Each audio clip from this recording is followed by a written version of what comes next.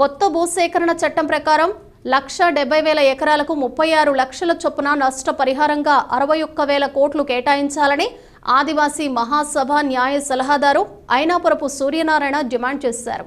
ఇంకా 93,000 కుటుంబాలకు R&R package ఇవ్వాల్సి ఉందని, సవరించిన అంచనాల ప్రకారం కేంద్ర ప్రభుత్వం బడ్జెట్ విడుదల చేయాలని కోరారు. ది రాజమండ్రి ప్రెస్ క్లబ్లో సోమవారం జరిగిన విలేకరుల సమావేశంలో ఆయన మాట్లాడుతూ, గతంలో ప్రభుత్వం వేసిన లెక్కల ప్రకారం 2 జిల్లాలకు 1,05,601 కుటుంబాలు నిర్వాసితులున్నారని, వీరిలో 56,504 మంది ఎస్టీ కుటుంబాలు ఉంటే, అల్లూరు సీతారామరాజు జిల్లాకు చెందిన వారు 43,689, ఏలూరు జిల్లాకు చెందిన 12,815 కుటుంబాలు ఉన్నాయన్నారు.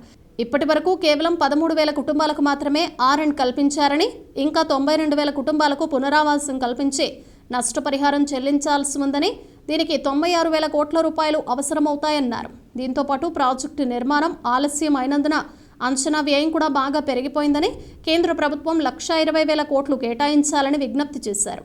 ఇవన్నీ దృష్టిలో పెట్టుకుని 2024-25 నాటి బడ్జెట్ కేంద్రానికి సమర్పించాలని, ఇప్పటికే నూతనంగా బాధ్యతలు చేపట్టిన ముఖ్యమంత్రి నారా చంద్రబాబు నాయుడు మంత్రులకు ఈమెయిల్ ద్వారా లేఖలు పంపినట్లు వివరించారు. పోలవరం నుంచి జనసేన, రంపచోడవరం నుంచి టీడీపీకి చెందిన ఎమ్మెల్యేలు ఎన్నికైనందున వారిపై మరింత బాధ్యత ఉందన్నారు. ఆదివాసీ మహాసభ అల్లూరి సీతారామరాజు జిల్లా నాయకులు అరగంటి వీరభద్రరెడ్డి, కెచ్చల అబ్బాయిరెడ్డి, మడకం ప్రమీలారాణి, గిడుతూరి చిన్నారావు, ఏలూరు జిల్లా నాయకులు మిడియం వెంకటస్వామి తదితరులు పాల్గొన్నారు. ప్రమాణ స్వీకారం చేసినటువంటి శ్రీ నారా చంద్రబాబు నాయుడు గారు ప్రతి సోమవారం పోలవరం పనుల ప్రగతిని పర్యవేక్షిస్తామని ప్రకటించారు. ఆదివాసీ మహాసభగా మేము అభినందనలు తెలియజేస్తున్నాం. అదే సమయంలో ఈరోజు R&Rకి లేదా భూసేకరణకి పాత లెక్కలన్నీ కూడా సరిపోవు.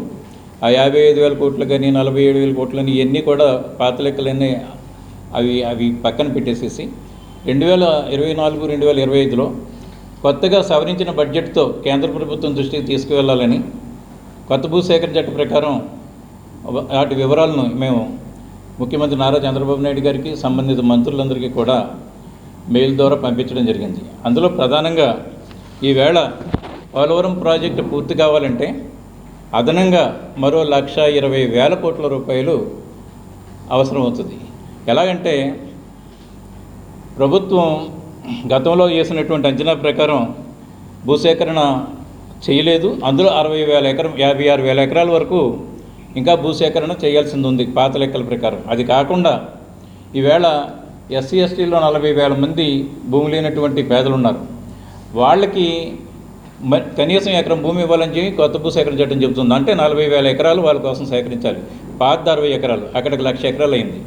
VSS అంటే వన సంరక్షణ సమితి భూములకు కూడా కాంపెన్సేషన్ ఇవ్వమని లోకాయుక్త ఆర్డర్స్ ఇచ్చింది. అవి ఒక 50,000 ఎకరాలు ఉన్నాయి. ఆ 50,000 ఎకరాలు కాకుండా మా భూములు మునిగిపోతున్నాయి కానీ అది దీంట్లో చేర్చలేదని చెప్పేసి రైతులు తిరుగుతున్నారు. అది 10,000 ఎకరం ఉంది. అది ఇలా 60,000 ఎకరం. ఇవి కాకుండా ఈ పోలవరం 8 మండలాల్లోని మిగతా చోట్ల ROFR అంటే అటవీ హక్కుల కింద పట్టాలు ఇచ్చారు, కానీ ఈ 8 మండలాల్లోని కూడా ఆఫ్ చేశారు.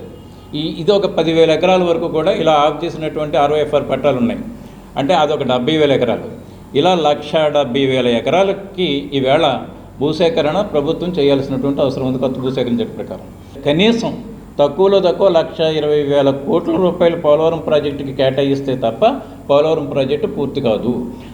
అలా కాకుండా అరకొరగా వాళ్ళు ఎంతో కొంత ఇస్తున్నారు, మనం ఎంతో కొంత ఇచ్చేసి ప్రాజెక్టు పూర్తి చేసేయాలంటే నిర్వాసితులు ప్రధానంగా STలు SCలు నష్టపోతారు.